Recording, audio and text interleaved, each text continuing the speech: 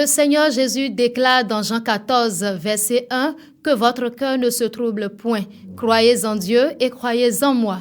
Bonsoir à chacun et à tous.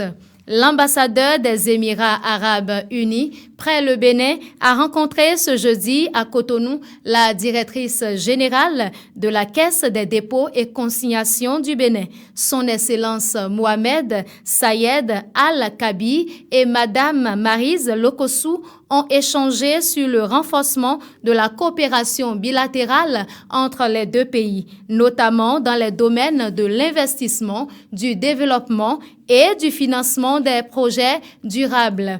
L'ambassadeur a salué le rôle clé de la Caisse des dépôts et consignations du Bénin dans le développement économique et social du pays et réaffirmé la volonté de son pays de collaborer davantage avec l'institution dans les secteurs d'intérêt commun. D'une information à une autre, à l'approche des élections générales de 2026 au Bénin, l'Autorité de protection des données personnelles, APDP, a organisé le mardi 7 octobre 2025 à Cotonou un atelier de formation. Le dit atelier est à l'intention des partis politiques et des organisations de la société civile, OSC. Pour le président de l'APDP, l'objectif de cette formation est de sensibiliser, promouvoir les bonnes pratiques et instaurer un dialogue interinstitutionnel pour un processus électoral plus sûr et plus transparent. La rencontre a connu la présence de la vice-présidente Mariam Tchabi Talata, du ministre de l'Intérieur et de la Sécurité publique Alassane Seydou, du président de la Cour suprême Victor Adossou et bien d'autres personnalités. 2 modules ont structuré cette formation, le rôle des partis politiques et des organisations de la société civile en tant que responsables du traitement des données ainsi que les obligations, droits et procédures de mise en conformité pendant la période électorale. Dans son allocution, Mariam Tchabi Talata a insisté sur le caractère citoyen de la démarche, je cite, « Chaque élection est une occasion précieuse pour les citoyens d'exprimer leur volonté. Les pouvoirs publics ont donc le devoir sacré de veiller à ce que ce processus se déroule dans le strict respect des droits et de la dignité humaine. » Comme à l'accoutumée, les membres du gouvernement du Bénin se sont réunis ce mercredi 8 octobre 2025 en Conseil des ministres sous la présidence du chef de l'État Patrice Talon. En ce qui concerne les mesures normatives, voici ce qui a été décidé. S'agissant de mesures normatives, adoption des tests d'application de la loi numéro 2025-19 du 22 juillet 2025 relative aux associations et fondations en République du Bénin. Pour rappel, cette loi a institué un registre des associations et des fondations ainsi qu'un journal du registre qui lui est rattaché. Dans le dit registre sont consignées les déclarations d'existence des associations, des fondations et des organisations non gouvernementales, tout comme les inscriptions qui leur sont imposées par les lois et règlements, tandis que le journal du registre est destiné à publier certaines informations qui y sont mentionnées. En vue de l'application de la loi dans son intégralité, les tests d'application complémentaires ont été pris. Il s'agit des décrets fixant les mentions obligatoires des statuts des associations et des fondations en République du Bénin, les conditions d'octroi et de retrait de l'autorisation d'exercice des activités des associations et fondations étrangères, les conditions, la procédure, les modalités de conclusion, ainsi que les avantages des accords cadres conclus entre l'État et les associations, fondations ou organisations non gouvernementales. Les conditions, la procédure et les effets de la reconnaissance d'utilité publique des associations, fondations ou organisations non gouvernementales en République du Bénin. Au titre d'autres mesures normatives, il a été adopté le décret fixant les modalités de traitement des informations du casier judiciaire. Ce texte intègre les réformes intervenues au niveau du Code pénal et du Code de procédure pénale avec la précision que les personnes morales dont les antécédents sont également traités se voient désormais délivrer un document écrit attestant qu'elles ont fait ou non l'objet de condamnation. Suivez de nouveau Wilfried Léandre Rumbedji, le porte-parole du gouvernement au chapitre des communications. Au chapitre des communications, en point 1, travaux d'aménagement du site de réinstallation des maraîchers situé dans l'emprise des projets de construction du village de vacances de type Club Med et du parcours de golf à Avlekete dans la commune de Ouida. Dans le cadre de la réalisation de ces projets, les immeubles bâtis et le foncier ont été évalués et une enquête de commodo-incommodo effectuée en vue du paiement des indemnisations aux personnes affectées.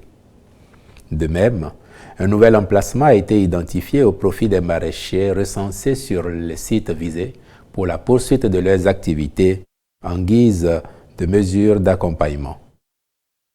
Ainsi, ils pourront commercialiser sur place leurs produits, profitant de la proximité des complexes hôteliers de la station balnéaire qui y sont érigés.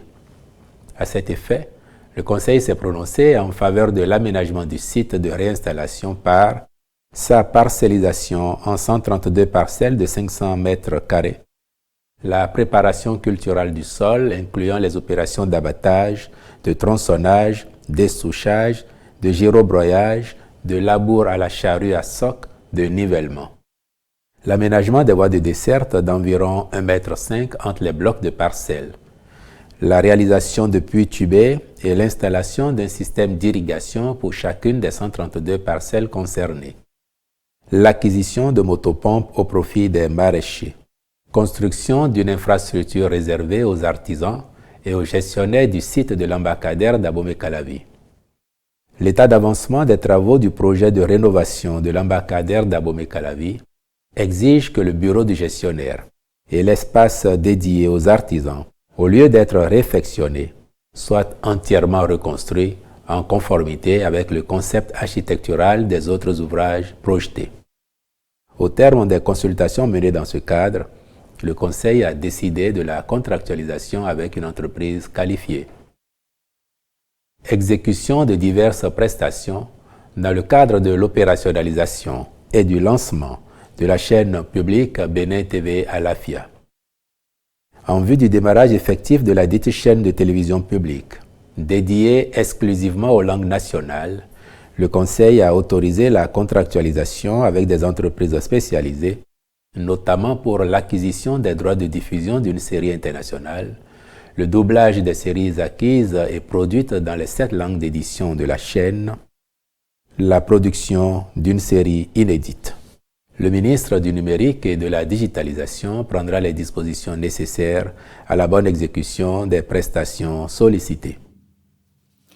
Plusieurs rencontres et manifestations internationales ont été également autorisées par les membres du gouvernement ce mercredi en Conseil des ministres. Des nominations ont été prononcées au ministère de l'Agriculture, de l'Élevage et de la Pêche et au ministère de l'Enseignement supérieur et de la Recherche scientifique.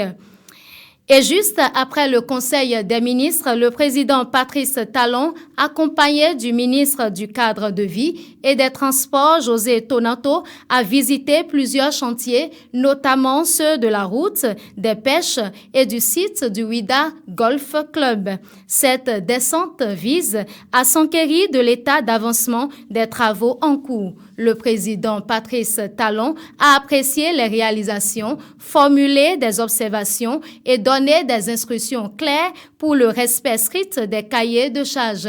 Cette descente intervient quelques jours après la visite du chef de l'État sur le chantier du nouveau siège de l'Assemblée nationale à Porto Novo. La communauté économique des États de l'Afrique de l'Ouest, CEDEAO, organise à Cotonou depuis hier, mercredi 8 octobre, jusqu'au vendredi 10 octobre 2025, un atelier. Ce programme vise à valider le portefeuille de projets transformationnels et résilients au climat lié à l'agriculture pour le Fonds vert pour le climat FVC. Les travaux ont été lancés par Jeanne Adam-Biokou, Akakpo, directrice de cabinet du ministre du Cadre de vie et des Transports chargé du développement durable. À cet atelier ont participé le représentant résident de la CEDEAO, Amadou Diong, des experts techniques gouvernementaux, des autorités nationales désignées, des fonds climat et points focaux du Fonds vert pour le climat FVC et des partenaires techniques et financiers. Jeanne Adam-Biokou a exhorté les parties prenantes à œuvrer avec la CEDEAO pour l'atteinte des objectifs de l'atelier. Voilà qui met un terme à ce flash d'information que je vous remercie d'avoir suivi. Merci de bien vouloir vous abonner à nos pages YouTube, TikTok, Facebook, Instagram et X. Shalom.